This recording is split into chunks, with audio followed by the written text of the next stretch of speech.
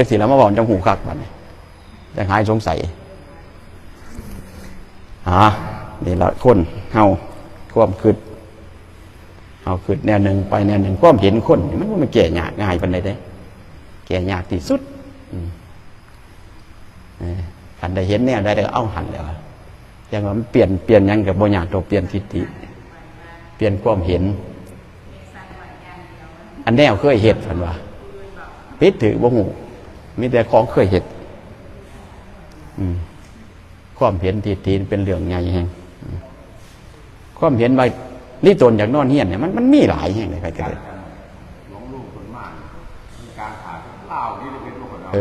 บ่ได้ว่าจนก็คือเราเป็นสิบอกฟังควมบ่สมัยนั้นบักเขียวกับบวชปีนั้นพ่อใหญ่ให้ก็อยู่ในช่วงนั้นมันก็แน่นกว่าอย่างนี้ครอบครัวนี่ก็แน่นกว่าช่วงนี้แน่นกว่าอย่างนี้อาจารย์ว่าสิให้คันบักเขียวโทรบอกก็ว่าสิให้บักเขียวที่ต่อแม่มันอาจารย์ที่ว่านำแต่ญี่ปุ่นได้ก็คือว่าเล่าสิฟังที่แต่เล่าลีตนรู้แล้วก็คือถึงว่ามันเฮี้ยนนั่นล่ะเฮี้ยนนั่นไม่เฮี้ยนบักตุงได้เฮี้ยนบักตุงเฮี้ยนนั่นบักตุงเฮ็ดแล้วก็คือตามความเสื่อล่ะตามความเข้าใจว่ามันเฮ็ดมันสร้างให้มันนอนนั่นล่ะก็บ่คือว่ามันนอนมาจนตายมันบ่ขึ้นหม่องนี้นะว่ามันเฮ็ดมันสร้างมันก็นอนมาจนตายแล้วเฮายังสิว่าให้นอนอยู่นั่นนะคันนอนเลยบ่มาเผาก็แม่นอยู่เอาไปหั่นเลยนะเข้าใจเด้อไม่ออกเข้าใจเลยคำว่าอยากให้นอนเนี่ยนอนหันเลยบ่เผาใส่ตู้ก็ยกไว้กับเขาสิว่าน้ำอยู่บ่แม่นนอนก็จะมาเผาอยู่นี่มันจะเอาไว้เลยอันนี้ละเขาศีรพัตตปรมาสง่มง่ายรูปค่ำบ่ฟังธรรมบ่ฟังคำสอนเอาความเห็นเอาความรู้สึกของตนให้มันนอนมานอนเลยใส่ก็ยกไว้เบิ่งตลอดอาตมาก็สิบ่เถียงดอกว่าเฮ็ดตู้กระจกไปหันเลยว่าจะเบิ่งนะที่โดนมันเฮ็ดว่าซั่นก็แม่นอยู่น้องเห็นว่าเผาอยู่นี่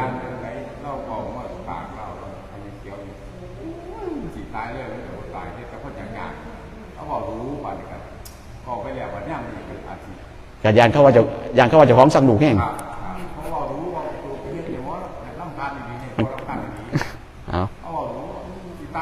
มันก็บ่แม่นแต่แม่เขียวดอกมันก็เกี่ยวคู่คนนั่นล่ะอันบ่อยากเอาออกมาเห็นนอนเฮียนบอกก็ร้อนๆทีซะก็อยากคิดจังซั่นเบ่คู่คนนั่นล่ะคันเปลี่ยนได้ก็คือเปลี่ยนเด้อไผก็เดินเด้ออย่าสิไปว่านอนเฮียนน่ะมันดีเด้นอนเฮียนบ่ดีเท่านอนวัด 100% เป็นหยังมันต้องได้กินล่ะเราบ่ซื้อกับผู้อื่นมาซื้อมากินนี่บ่แม่นแต่แม่เขียวอย่าไปโทษแม่เขียวเด้มันอยากส่งนี่เก็บกูเฮียนบ่ให้นอนเฮียนนี่นะมันอยากออกส่งนี่เก็บบดกูเฮียนบ่แม่นตัวนั้นเลยควบคืนว่าอยากให้นอนเฮียนมันจังคือนี่นะบ่แม่นไปกินของเขาอย่างที่นี่เขาบ่แม่นอยากให้มันคือนี่มันเก็บทุกคนสันทันเปลี่ยนได้ก็เปลี่ยนซะทุกคนเปลี่ยนได้ก็เปลี่ยนซะอย่าจะคืนอยู่หม่องนี้ย่านเขาเอาพื้นว่าตายก็เฝ้าไปวัดนี่คันเปลี่ยนได้ก็เปลี่ยนซะตัวนี้ตายแล้วนั่นมันเนี่ยเดี๋ยวสิเป็นบุญมองหันมองมันถือบ่แม่นว่าได้นอนเฮียนมันสิเป็นบุญได้บ่แม่นได้บ่แม่นว่านอนเฮียนมันสิเป็นบุญหลายกว่าเก่ามันเป็นบาป 100% ครับเพิ่มขึ้นแน่นอนให้โลกก็เล่นโบก็เล่นเราก็กินแค่นั้นก็แม่นเบิดล่ะมันบ่ได้ขันมาอยู่วัดมันก็เกรงใจแน่บ่ได้เฮ็ดแต่ว่าความคิดจังซี่บ่แม่นแต่แม่เขียวเด้ออย่าโทษแม่เขียวผู้เดียวเด้มันอยากเป็นแนวนี้หลายคนอยู่เด้คันสันแก้ได้ก็แก้เปลี่ยนใหม่ตั้งท่าไว้แต่อย่านี่ไผคือกันนั่นล่ะตั้งท่าก็ตั้งอีหลีแล้วมันตั้งซ้ำนึงได้เป็นพินัยกรรมพุ่นเด้อนี่มันไม่ใช่เต็มเขียนไว้พินัยกรรมน่ะลงลายเส้นข้าพเจ้าเขียนไว้ตอนมีชีวิตอยู่มีสติสัมปชัญญะว่าซั่นห้ามผู้ใดมาคัดค้านว่าซั่นลูกก็ย่าหลานก็ตามว่าซั่นเฮ็ดให้มันชัดไปเลยบ่แล้วพินัยกรรมมันเจ้าของพุ่น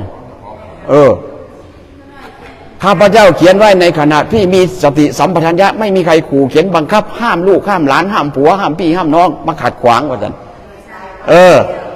วันบ่ต้องลงหลายบันมอบให้ท่านอาจารย์แล้วแต่จะเอาไปไหนว่าซั่นลงถ่ายมองนี้บัดนี้ลงถ่ายพวกนี้อีหลีได้ตัวนี้แล้วจะสิสู่เขาได้สั่งคำสั่งบ่ฟังสั่งบ่มีผลเป็นหยังเพราะเขาว่าเพิ่นตายแล้วตัวเขาว่าสินะสั่งบ่มีผลคือพินัยกรรมมันผูกต้องกับกฎหมายเด้คันคำสั่งนี่ตายแล้วตัวเขาว่าแต่ว่าพินัยกรรมนี่ผิดกฎหมายเด้ ขันพินัยกรรมเปิดเลยบ่เห็นน้ำนี่ผิดกฎหมายเด้ฮะบ่แล้วพินัยกรรมบ่แม่นเจ้าของถือเด้เฮ็ดไว้แล้วอย่างนี้เฮ็ดไว้แล้วไม่ให้อาจารย์ถือผิดกฎหมายได้บัดเขาเจ้าบ่เห็นน้ำผิดกฎหมายเด้แต่ห้ามสั่งเขาคนตายเอามาหยังก็ว่าได้บัดคนสั่งบ่แม่นเจ้าของถือได้พินัยกรรมคนกลางได้ถือพินัยกรรมบ่นี่ได้พินัยกรรมต้องทำตามได้บ่ทำตามผิดระเบียบเด้อันนั้นเราบ่แม่นพินัยกรรมน่ะมันผูกพันกับกฎหมายพินัยกรรมบ่มีสิทธิ์นะขันสั่งปากนี่กับเบนเพราะว่าแม่ยายตาเขาสั่งปากแม่ยายตาเนี่ยไปหาหมอบอกกับบ่มันบอกผู้เฒ่าเนาะมาจำศีลเนี่ยไข่กลางคืนเดอะซอกสวายกลางคืนไปหาหมอเรายังว่าเอากูไปวัดบ่ต้องรบในบ้านเราแม่ยายตาสร้างวัดที่แรกสร้างนักสร้างน้ำบัดตายแล้วเขาว่าบอกยังคนตายแล้วเขาว่าขันบ่แม่นพินัยกรรมข้ามปากนี่บ่เท่าใดเด้สู่เขาบ่ได้เมื่อนั้นเขาว่าคนตายแล้วเขาว่าไม่ใช่ตานี่มาจำศีลนี่สวายเอาไปโรงพยาบาลแล้วเรายังสั่งอีกบนต้องมีบ้านมื้อนี้วัดศีลเอาลงมาวัดต้องลงมาวัดได้สวายจนได้ไปโรงพยาบาลล่ะฟื้นจากโรงพยาบาลยาเข้าบ้านลงมาวัดปานพุ่นว่าแท้มือตายก็ว่าโฟยังคนตายแล้วก็ว่าวันนี้ไหมว่าหามลงคนทางไข่ตูนคือกันแล้วเว้ยไม่ใช่ตากันธรรมดาเด้บันโต้นลงแล้วเขาว่าเป็นยังเอาบุกยกมาส่วนเขาว่าเป็นยังตาไอ้ตอนเอาบุกยกตกอยู่ข้างทางไข่เต็มยกส่วนเขาว่าตกวันแต่เดียวโต๊ะกลุ่มโต๊ะเขาว่าอย่างไรโต๊ะก็เป็นยังเอาบุกยกมาส่วนเขาว่าจะเป็นจากสัตว์นี่แหละคือความเห็นผิดอาจารย์ครูบาอาจารย์อยากเฮ็ดบ่มันยังดอกอยากเฮ็ดให้มันเป็นศีลเป็นธรรมถ้ามันเป็นศีลเป็นธรรมหนึ่งบ่สิ้นเปลืองโดยเปล่าประโยชน์คันบ่เป็นศีลเป็นธรรมแล้วก็สิ้นเปลืองเด้สิ้นเปลือง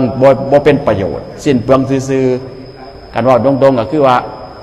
บ่แม่นสิ้นเปลืองไปเบิดไปย้อนเป็นบุญเบิดไปย้อนเป็นบาปนั่นนะเบิดเป็นหนี้เป็นสินสิ้นเปลืองหลายงานศพนี่งานศพภาคอีสานนี่มาอันดับหนึ่งเปลืองแห้งเบิดไปซื่อๆนั่นแหละคือมันเป็นอย่างนั้น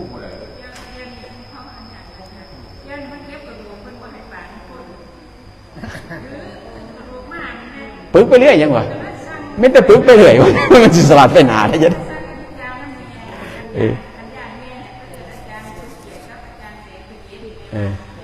ปึกไปเรื่อยงูไปเรื่อยเอากระสละเบาให้ฟังนะบ่แม่นแต่ไม่เขียวดอกคืนแนวนี้แต่ว่าคืนแล้วก็ให้หูด้วยว่าคืนแบบนี้บ่ถือว่าตายแล้วต้องนอนเฮียนคิดแล้วบ่ถือคิดได้แต่บ่แม่นความจริงคำว่านอนเฮียนขันนอนเฮียนมันต้องมีความผิดหลายกว่าอยู่วัดกับบาปหลายกว่าอยู่วัด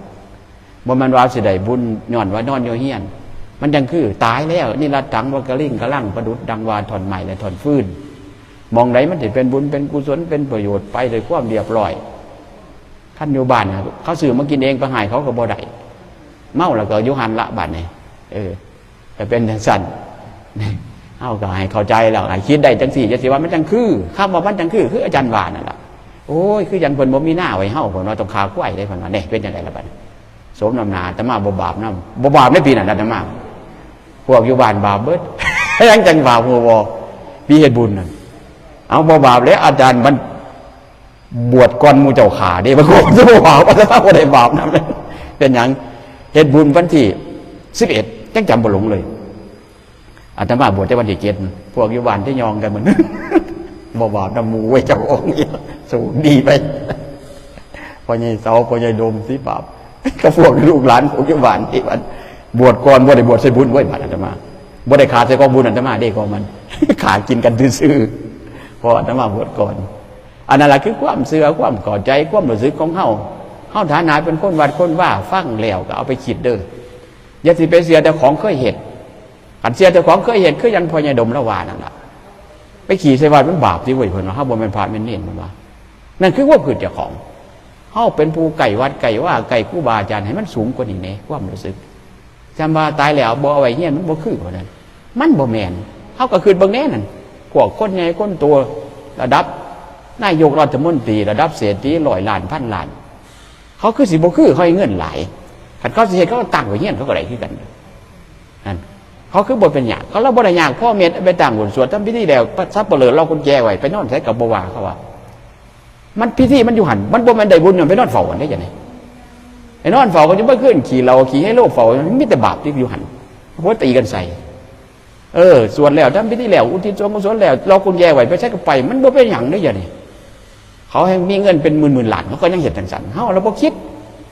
อันแนวได้ขี่ไล่เอาของเขามาไว้กันแนวดีบอลของเขาได้บัดนี่คือเฮาคนบ้านเฮาอันนี้เขาขี่ไล่ผ้าเห็ดนั่นแน่หลงแม่นละคู่มือกำลังหิดเอาดูไปลอยน้ำทะเลจักไผ่ผ้าเห็ดเศรษฐีเขาผ้าเห็ดบัดเศรษฐีเขาผ้าเห็ดบอลนอนเฮียนบอลของเขาได้บัดเอาแต่แนวขี่ไล่มาแนวดีบ่เอาแนวดีบ่เอาเด้แนวขี่แนวง่ายแนวสิหลงมันไปหลุดละเป็นยังจะเห็ดดารามันเห็ดดีผลว่าได้บัด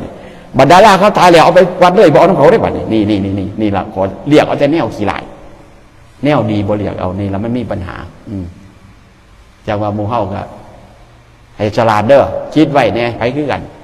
ให้มันฉลาดขึ้นให้มันสมกับว่าเฮาเป็นฟังติดฟังธรรมเนี่ยอาจารย์เขาจะพิจแห้งว่าไม่เขียวเราจะฟังควบบ่แม่นพิจหลายแต่บ่เป็นยังแต่บ่เป็นเรื่องธรรมดาเขาบ่สะดวกกับบ่เป็นยังเพิ่นบ่สะดวกแต่ว่าเฮาให้ทรัพย์พาการฉลาดเนี่ยคนวัดคนว่าให้คิดควมตัวนี้ไปเนี่ยบ่มันสิไปฆ่านี่มองหันมันบ่มันมองบุญบ่มันมองกุศลมองบาปขันเหตุผิดมันบาปโลดแม่นเฮาบ่ผิดกับผู้อื่นมาเหตุผิดเขาสื่อมากินนี่เฮาบ่ได้สื่อบาปก็บาปนั้นบาปอยู่ในงานเนาะว่าบาปไม่ได้พาไปสวดกับเสียงเรากากอยู่มันก็บาปแบบตัวนั้นรบกวนทำพาสวดหมอนั่งขี่เราบาปไม่ได้นั่นบาปดันบาปมันก็บาปแล้วคุมบ่ได้เว้ยเขาเอ่ยว่าบ่เข้าหลบในธรรมมันเป็นอย่างนั้นเด้ธรรมมันบ่เข้าหลบก็เป็นสลัดหน้าจิตตังพระพุทธเจ้าโปรดได้ผู้โปรดใดเพิ่นว่าพระพุทธเจ้าบ่สามารถจะเปลี่ยนใจของคนผู้บ่เข้าใจใดธรรมนี้เหมาะสำหรับผู้มีปัญญาเพิ่นว่าธรรมนี้เหมาะสำหรับผู้มีปัญญาผู้บ่มีปัญญาย่อมบ่เห็นตามเพิ่นว่าสันหมู่เฮาก็ให้เป็นผู้มีปัญญาเด้อไปก็เดินไม่ออกเฮาก็ออกคนบ่มีปัญญาบ่สามารถจะเข้าใจคำสอนพระพุทธเจ้าได้อันนี้เป็นความจริงแม้นสิเว้ามื้อนึง100ครั้งพันหนก็ยากใจบ่ยอมรับเพราะแม่นบ่มีปัญญาสันเฮาก็เฮ็ดให้มีปัญญาให้มีปัญญาบ่ได้ซื้อเอาพระพุทธเจ้าหวังดีแต่ว่าหมู่เฮามีมหากรุณาธิคุณบริสุทธิ์ที่คุณปัญญาที่คุณ1บ่มี2คือคำสอนพระพุทธเจ้าอันนั้นแหละอาจจะมาอยู่นี่ตั้งวัดนี่ก็บ่ได้ตั้งมาหยังตั้งมาให้พอออกไม่ออกได้บุญได้กุศลมาตั้งวัดอยู่บ้านนี่ตั้งเพื่อหยังตั้งเพื่อสิเปลี่ยนแปลงความเห็นความเข้าใจของชาวบ้านชาวเมืองเป็นหยังบ่ได้ยินอาตมาคือเห็นเจ้าของอยู่มาจนใหญ่จนเฒ่าอายุ27 ปีบ่เคยได้ฟังเทศน์ฟังธรรมจักเที่ยได้ยินแต่ว่าฟังเทศน์ว่าซั่นได้ยินแต่เดียวได้ยินย้อนหยังได้ยินย้อนพ่อยีเพ่นมื้อนั้นพ่อใหญ่นิดนิมนต์วัดไสงามมาทำบุญตักบาตรเฮียนอาตมาออกไปให้แต่เช้าพ่อยีเพ่นออกไปที่หลังได้ยินคำว่าเทศน์บ่ได้ยินบ่ได้ฟังเทศน์ได้ยินคำว่าเทศน์พ่อยีเพ่นนำคนไปอุ้ยเพิ่นว่าพาวัดป่าเทศน์ม่วนได้เพิ่นว่าเพราะว่าเทศน์ใส่หัวเขาจะข่าวเทศน์ใส่บักกะโหลพ่อยีเพ่นก็บ่ได้มาในงานดอกน้องอยู่เฮียนเพิ่นพระวัดป่าเทศมวลได้ไว้คนยังมวลเนี่ยได้ว่าแต่มวลเท่ากับคือแต่ประเทศจากไหนเทศมวลข้ามวัดเทศนะแต่ว่าอาตมาได้เห็นได้สัมผัสข้ามวัดป่านี่ก่อนบวช2 เที่ยหนึ่งเป็นเด็กหน่อยงานน่ะสาวหลายแม่ใหญ่หลายพ่อใหญ่เหมือนเล่าตักบาตรไปม่วนพระวัดบ้านน้องขามสมัยนั้นมันจันทร์สมเลยคืออยู่วัดป่าบ้านน้องขามม่วนมาสวดม่วนเย็นเท่ากับเป็นมูกันพวกแขกบักยังไปอยู่น้ำกันเป็นเด็กหน่อยนี่ล่ะไปเล่นบ่ได้ไปฟังสวดฟังยังน้ำเพลินดอกย่ำสวดแล้วทำสวดม่วนเย็นแล้วก็รถตัวนั้นเป็นรถไผ่รถเถาเงาไปนี่แหละรถคันเดียวไปส่งผ่าเขาเลยส่วนไปเบิ่งวัดไปส่งคู่บานกันเลยไปนำนั่นก็ข้างแรกที่เห็นข้ามวัดป่าวัดประพฤติปฏิบัติสมัยนั้นเรียบร้อยวัดน้องขามไปละนาเรียมใจได้แต่ทุกวันเสนาสนะอยากหลายจักหน่อยครับเปลี่ยนความเห็นไปบ่แม่นเครือข่ายสาขาอันลงรถไปเดือนแก่งกกศาสตร์หน่อยต้นกำลังพ่อซ้ำแขนนี่เฮ็ดทางอ่อนลอดซ้ำคือเฮาเฮ็ดกวดยางไปกุฏินั่นกุฏินี่กุฏิหน่อยๆนะมันเป็นตาเหลื่อมใสเป็นตาศรัทธา ในความรู้สึกนะมันแปลกในความรู้สึกมันแปลกว่าโอ้โมคือวัดโมคือหมองเขาเคยเห็นเป็นก็ขึ้นนั่นแหละจิตสำนึกครั้งแรกว่ามีข้อแตกต่าง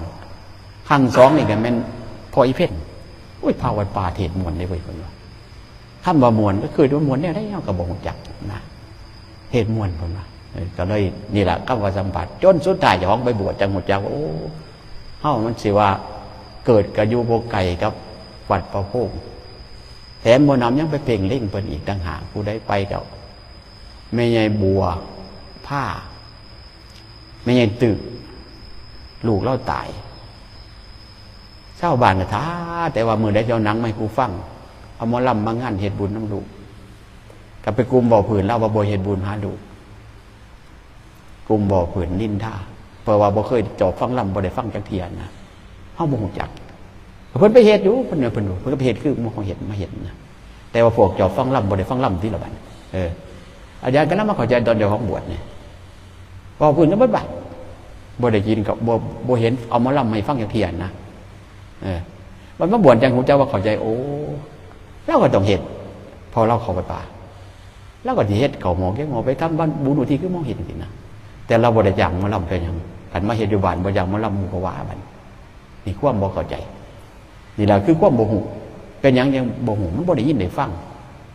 จังสันอันจะมาอยู่นี่ก็อยู่เพื่อสิเปลี่ยนความเห็นว่าคนบ่ได้ยินได้ฟังนี่มันปิดประตูบุญปิดประตูความดีความถูกต้องเป็นอย่างย้อนวันนี้เอาแต่ว่าเคยเหตุเคยทำมาซื่อๆเคยเหตุเคยทำไผพระเหตุไผพระทำบ่ฮู้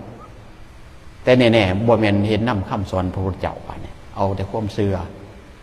นี่เชื่อจังได๋ก็ได้คันเชื่อถือเพิ่นก็เอิ้นว่าสัมมาทิฏฐิมันก็เป็นประโยชน์คันเชื่อผิดก็เอิ้นว่ามิจฉาทิฏฐิเอิ้นว่างมง่ายลูกคำบ่ฟังคำสอนพระพุทธเจ้าอันนี้คืออาตมาอยากให้ญาติโยมเข้าใจจุดนี้อยากให้มันห่วงความรู้สึกของเฮาตัวเขาเฮ็ดบุญนี่ไปอยู่วัดไชงามมาแต่อำเภอโน่นคูนลูกเคยพามาหาหลวงพ่อเฮ็ดบุญนำพ่อเฒ่าเฮ็ดแล้วพ่อเฒ่ามาสิงบัดนั้นเฮ็ดบุญนำมาสิงหายลูกมูสูนี่อยู่เฮียนอยู่ซ่านกูซื่อๆว่าซั่นอยู่มุ่นกูหน้ากูหาไว้ให้แต่บ่เฮ็ดบุญให้กูตายแล้วว่าซั่นหมอเฮ็ดจนถูกหมอตาเอามาจมเฮ็ดจนถูกล่ะหมอตาเอามาจมมาบ่ได้หลวงพ่อก็เลยถามเฮ็ดจังได๋เฮ็ดบุญพอเฒ่าคือสิบ่ได้เฮ็ดคือเพิ่นพาเฮ็ดแล้วก็น้อยเพิ่นว่าคือเพิ่นพาเฮ็ดชาวบ้านชาวเมืองพาเฮ็ดจ้างหนังจ้างหมอลำเอาเหล้าเอายามาเลี้ยงเกียร์เสียมามขังว่ากับกล้วยชาวบ้านเขายองว่าสปอร์ตนั่นล่ะเขายองว่าเพิ่นใจถึงนั่นล่ะจนเบิดล่ะติดหนีว่าไงซะแต่ว่าพอเฒ่าผู้ตายที่ละวันมูสูบ่เฮ็ดบุญให้กูว่าซั่นนั่นคือความจริงเด้ความจริงเป็นจังซั่นเด้เป็นแนวนั้นอาตมานี่เขาเว้าตัวนึงอีกเคยบอกฟังหลายเที่ยข้ามบ่เฮ็ดบุญบ่มันเฮ็ดตามความเชื่อของเฮาแล้วมันสิเป็นโลดบ่แม่นเด้บ่เฮ็ดตามคำสอนพระพุทธเจ้าเฮ็ดบุญคือกันนี่ห่วยหายแล้วเว้ยจ้างหนังจ้างหมอลำนี่ได้คิดกันเจ้าของคักๆเลยเนี่ยเมื่อแรกมันมีหนังใหญ่งั้นเอาพระไปสวดพุ่นพระก็สวดเทิงๆตอนค่ำๆพวกอยู่กลางกินเหล้าขาง่วงขากล้วยเนี่ยเมื่อแรกจ้างหนังเปิดหนังเปิดเครื่องตึมขึ้นว่าสั่นประท่านพรเสียงไห้เบื่อๆออกมาจากงานพุ่นใครเข้ามาพี่ไห้อยู่ระดับ 2-3 เมตรเสียงบ่ยิ่งไห้คือคนเหลือใจนี่บ่มีโตมีตนให้ไปสุดอยู่หม่องนึงต่อมามื้อเช้าก็ไปเสียกปู่เขาห้วยเอาบุญนำกันเด้อมื้อเนี่ยหนังมึงเพิ่นบอกง่ายเสียกปู่เขานี่จาวัฏสังฆราเพิ่นว่าความเสียกันสักนิยานไม่ได้บุญเบิดดอกเพิ่นว่าจนอาตมาว่าเห็นเน้นหน่อยพากันบ่หมดแดงตำสมละตำสมบ่งิ้วเอาหมดแดงใส่จุ่มหัวลงสีเน้นอนิจจาวัฏสังฆราอุปาทวายตามิโนวสันอุปชิตตวาเพิ่นว่าเช่นอย่างนั้นเน้นหน่อยสร้างอนิจจาสร้างนิจจายังให้หมดว่าซั่นเป็นหยังเอาหมดมาใส่สมบ่งิ้วว่าซั่นเป็นหยังจังซักขันบ่ซักมันสิบาปว่าซั่นเอาบุญให้มันแลกกันว่าซั่นไผสอนอาจารย์ใช่แล้วนี่ล่ะคือความเข้าใจผิดอยากเอามาต่ำแล้วก็ซักอนิจจาให้มันบ่เป็นหยังขางัวกากล้วยแล้วเสียภูเขามันซักอนิจจาให้มันแบ่งบุญโอ้ยก็ลองคือว่าเขาขาเฮาแล้วก็บอกว่าเอาบุญทำกันนอกว่าสิว่าได้อยู่บ่ยอมรับบ่นี่แหละคือความจริงนี่คือความเสื่อค ความเสื่อความผิดไปคิดว่าบุญมันเกิดอยู่หม่องพระสวดเฮ็ดจังได๋ก็อยากคนสวดให้แล้วเป็นบุญนี่คือความผิดของเราคันพาเพิ่นทำพิธีให้แล้วแม้เฮาจะขางัวขากล้วยกินเหล้าเมาสุราพาเพิ่นสวดมัตติกาบังสกุลอภิธรรมให้แล้วคือได้ละบุญสำเร็จแล้วมันบ่แม่นได้คำสวดคำว่าทุกคำคือคำสอนบ่เฮ็ดความขี้ร้ายกุศลธรรมะอกุศลธรรมะกุศลธรรมะอกุศลธรรมะที่เป็นหม่องพาเข้าไปมันบ่ว่าบุญย้อนว่าสวดเด้บุญย้อนเฮาเฮ็ดเป็นบุญเท่านั้นได้คันพาสวดครบมื้อนึงจบ6จบแต่ว่าโยมก็เจนแต่เฮ็ดแต่แนวขี้ร้ายมีแต่แนวผิดศีลผิดธรรมขาดทุนทั้งผู้สวดขาดทุนทั้งผู้ฟังขาดทุนทั้งงานขาดเบิดเป็นหยังคำว่าบุญมันต้องละบาปทำบุญต้องละบาปทำบุญบ่ละบาปขาดทุนตลอดไปบ่แม่นว่าบ่มีบาปบ่เป็นบุญบ่แม่นเด้เป็นการไปงานก็มีในเหล่ายาปลาปิ้งมันซั่นมันบ่แม่นเพิ่นว่านั่นคือความเข้าใจผิดให้มาอาตมาคิดในใจคนผู้นี้อายุบ่เกิน40ขั้นสูงต่ำบ่เกิน30ผ่านไปย่ามมื้อเช้าเอารถมาซักอนิจจาเอารถมาไปซักใส่อาตมาซ่อมเพิ่นมันจะไปซักใส่คือว่าไปซักมองเสียงไห้ไปสุดไปเผาต่อมาลูกมาบวชย่ามเข้าพรรษาเลยถามข่าวเฮียนตัวเฮ็ดบุญหาไปบางหันให้บุญหาแม่ตัวอายุเท่าไหร่37เสียงไห้เสียงผู้หญิงไห้แบบเหลือใจอันนี้มันประจักษ์อยู่ได้บ่มันแต่ว่าอันนี้ซื่อๆได้อาตมาบ่สงสัยพ่อเม็ดเลี้ยงเฮ็ดบุญว่าผิดจังก็คือผิดถูกคือถูกจังว่าพยายามขัดขานแต่ว่าศรัทธาญาติโยมก็เอาแต่ความเก่าความคือเก่าๆเคารพอยู่อาจารย์กราบอยู่อาจารย์ศรัทธาอยู่อาจารย์เพราะอาจารย์บอกให้ฟังก่อนว่าข้าน้อยอยากไว้เฮียนคือว่าติละ มันเคารพบ่ถึงใจทุกคนนี่มันเคารพอีหลีเนี่ยไผก็เดินให้มันเคารพอีหลีแปลว่าฟังเพิ่นพาเห็นได้ก็เฮ็ดเพิ่นบ่พาเห็นแนวมันเป็นบาปว่าซั่นนี่บ่มันเคารพอาจารย์ซื่อเด้อาจารย์เคารพพระพุทธเจ้าญาติโยมฟังความอาจารย์ก็คือฟังความพระพุทธเจ้าถ้าเฮาฟังความชาวบ้านชาวเมืองเฮาอีจังได๋เห็นบ่โดนกับยาดิเฮ็ดย้อนเฮาบ่ได้ศึกษาพระธรรมคำสอนพระพุทธเจ้าศาสนาพุทธนี่ผู้เริ่มต้นคือพระพุทธเจ้าเป็นผู้มาบอกเฮาผิดถูกดีชั่วอันนี้เฮาก็ให้มันข่วมความรู้สึกว่าลังเลสงสัยบ่ปักใจลงในพระพุทธเจ้ายังเสือในความคิดของเจ้าของมันก็บ่เป็นบุญแล้วนี่จังว่าอาตมาพยายามสร้างวัดสร้างบ้ามันว่าสร้างเอาศาลาไปอวดให้บ้านเขาดอกบ่แม่นสร้างสิอวดโอมมันสร้างอยากให้ญาติโยมพอออกไม่ออกนี่เกิดความเข้าใจเมื่อคืนเห็นเจ้าของบ่ได้ยินได้ฟังมันมีโทษซำใดอาตมาไปอยู่วัดไสงามได้3 มื้อหลวงพ่อเทศน์เรื่องศีลอาตมาให้เลยให้ย้อนหยังโอ้ยกูเนาะกูคือเห็นพี่เห็นน้องเห็นชาวบ้านทั้งเมืองหมู่พวกเคยหูจักมาคุณบ่มีโอกาสได้ฟังนี่ส่วนหนึ่งคือส่วนให้อาตมาอยากอยู่ให้ว่า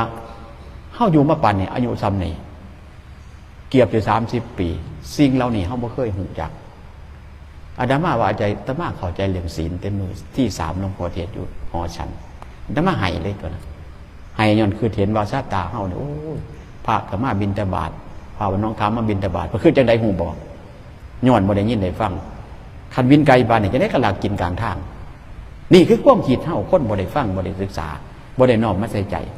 คิดว่าพระต้องวิทย์บ้านต้องไปดักกินอยู่โพ้นใดโพ้นนึงแท้ย่างไกลปานนี้ว่าซั่นนี่คิดอีหลีนี่พาว่าน้องค้ามาบิณฑบาตบันคอคันย่างไกลบ้านนี่มึงแล้วเข้าป่ากลางทางแท้คือว่าคิดจังสี่อีหลีบัดเทื่อเจ้าของมาบวชบ่มันแต่บ่ได้เฮ็ดคิดกับว่าท่านว่าสิคิดอยู่บ่เคยคิดว่าสิแวกินกลางทางเนี่ยมันเมื่อยนะไปอยู่สกลนครบิณฑบาต6 กิโลขึ้นภูบ่แม่นบ่เฮ็ดบ่ทันคิดว่าสิเฮ็ด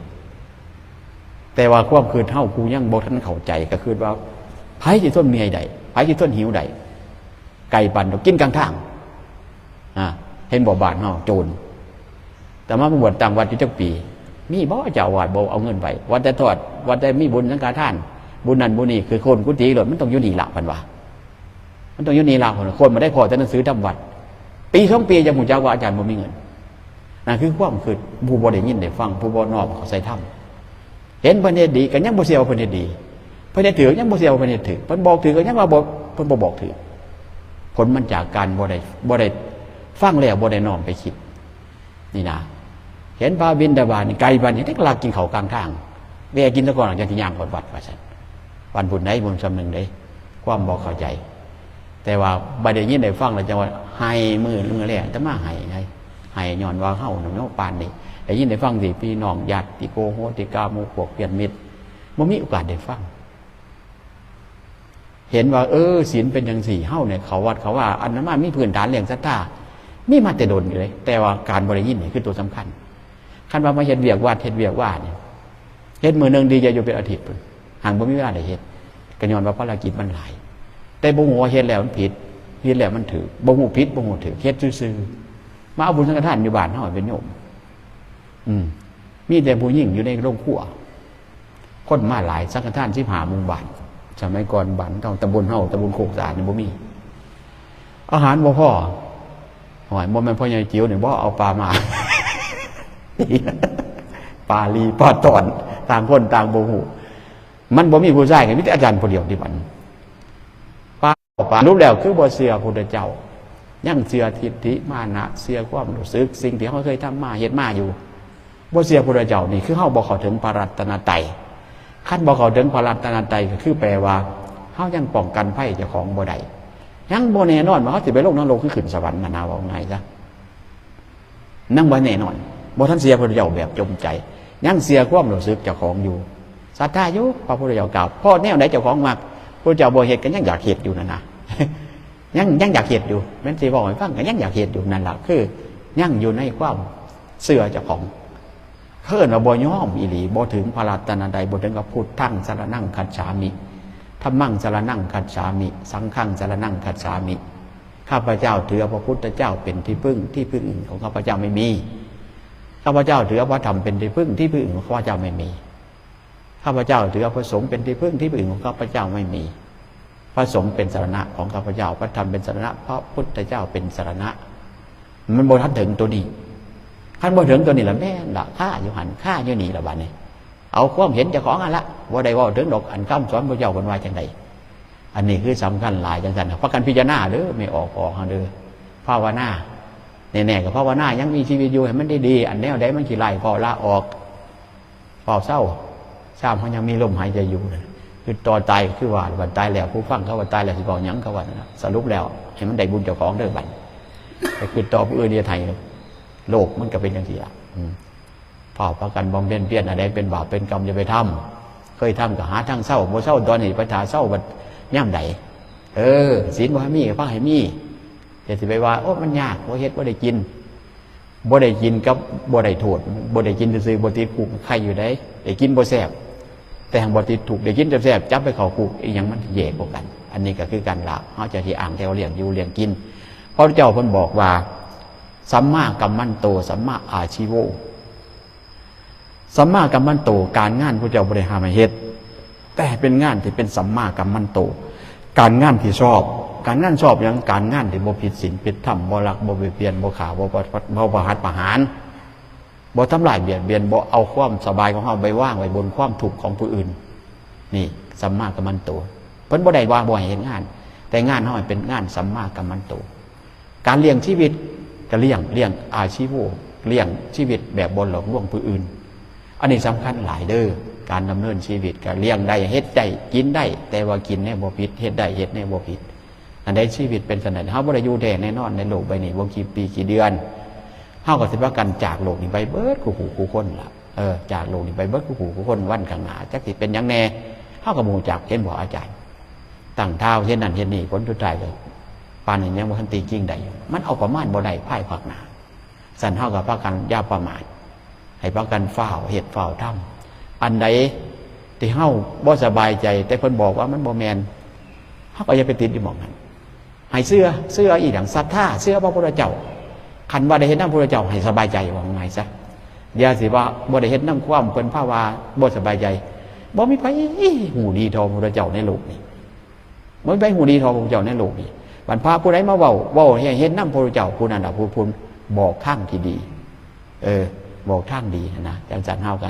ให้ถึงพระรัตนตรัยเด้อไม่ออกบอกเฮาให้ถึงพระรัตนตรัยอย่าให้มันหลุดๆค่ำอย่าให้มันหลุดๆค่ำให้มันชัดเจนถึงพระรัตนตรัยคือเสื้อพระพุทธเจ้าจมจิตจมใจอันน่ะเฮาก็อย่าพากันใส่เวลามันประมาทปังเป้อไปจังซั่นมื้อนี้ปาลกสู่ฟังไปก็บ่แม่นแต่ว่าผู้เดียวนี่ดอก มื้อนี้แค่เว้าเรื่องแม่ยายเขียวที่จริงแล้วแบบแม่ยายเขียวนี่หลาย แต่เพียงแต่อาจารย์ขาดการพิจารณา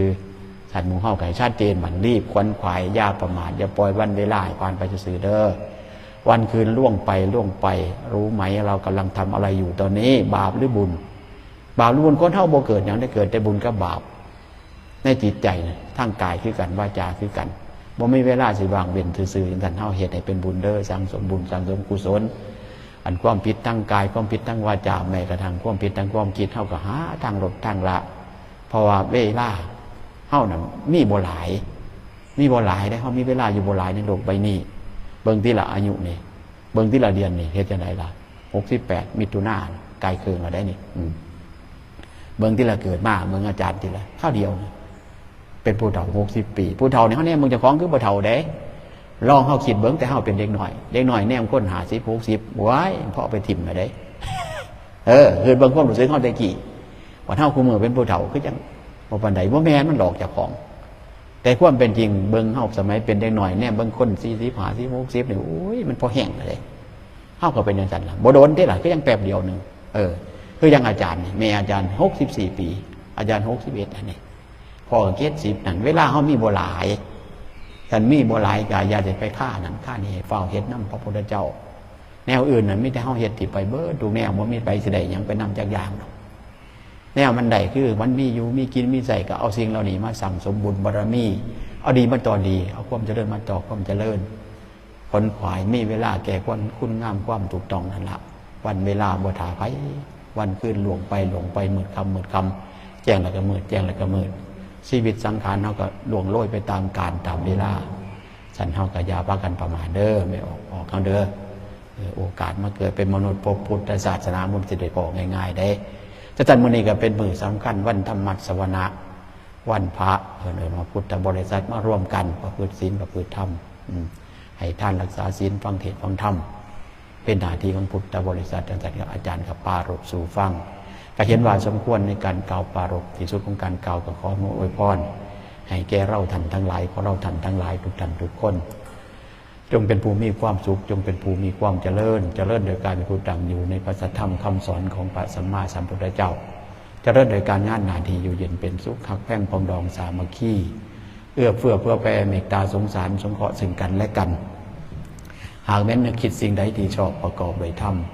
ก็ขอความนึกขอความคิดขอความปรารถนาขอความต้องการของพวกท่านทั้งหลายทุกท่านทุกคนจงสำเร็จผลทุกท่านทุกคนทุกประการโดยเทินเอวัง